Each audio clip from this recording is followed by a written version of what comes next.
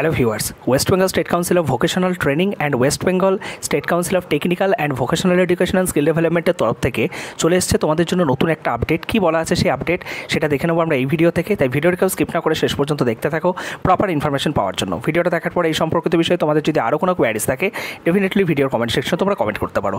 তো তোমরা যখনই এসসিভিটির যে অফিসিয়াল ওয়েবসাইটে যখনই চলে আসবে বা স্টেট কাউন্সিলের যে অফিসিয়াল ওয়েবসাইট webscte.co.in, ওখানে অফিসিয়াল ওয়েবসাইটে তোমরা যেখান থেকে জেএক্সপো ভোকলেট বা আইটিআই অ্যাডমিশনের জন্য অ্যাপ্লাই করছিলে সেখানে যখনই তোমরা ক্লিক করবে তখনই তোমরা এরকম ধরনের একটা ইন্টারফেসে চলে আসবে এবং নিচের দিকে স্ক্রল করলেই তোমরা দেখতে পারবে যে তোমাদের 2024-এ যারা জেএক্সপো বা ভোকলেটের মাধ্যমে পলিটেকনিকে বা আইটিআই অ্যাডমিশন নিতে তোমরা চাইছিলে, তো তাদের কিন্তু আগামীকাল অর্থাৎ 15 মে কিন্তু লাস্ট ডেট ছিল ডকুমেন্ট ভেরিফিকেশন এবং ফিস পেমেন্টের।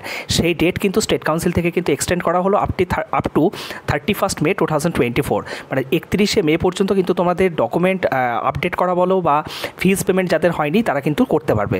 অনেক ভাই বোনই আছো যারা আমাকে মেসেজ করেছিল যে দাদা আমাদের এখনও পর্যন্ত ডকুমেন্ট ভেরিফিকেশন পেন্ডিং দেখাচ্ছে, তাদের চিন্তার কোনো কারণ নেই, তোমাদের ডকুমেন্ট ভেরিফিকেশন প্রসেস এই মুহূর্তে প্রসিড হচ্ছে, ঠিক আছে। আর আরও যেহেতু ডেট কিছুটা এক্সটেন্ড করে দিল, তো আই হোপ যে কিছুদিনের মধ্যেই তোমাদের ওই যে পেন্ডিং যে ইয়েগুলো আছে, ভেরিফিকেশনগুলো আছে, সেগুলো তোমার সাকসেসফুল হয়ে যাবে, ঠিক আছে। তোমরা যদি সাকসেসফুলি সমস্ত কিছু অ্যাপ্লিকেশন প্রসিডিওরটা করে থাকো এবং পেমেন্ট যদি করে থাকো, সেক্ষেত্রে ওই জায়গাটা তোমার দেখবে পেন্ডিং জায়গাটা চলে যাবে।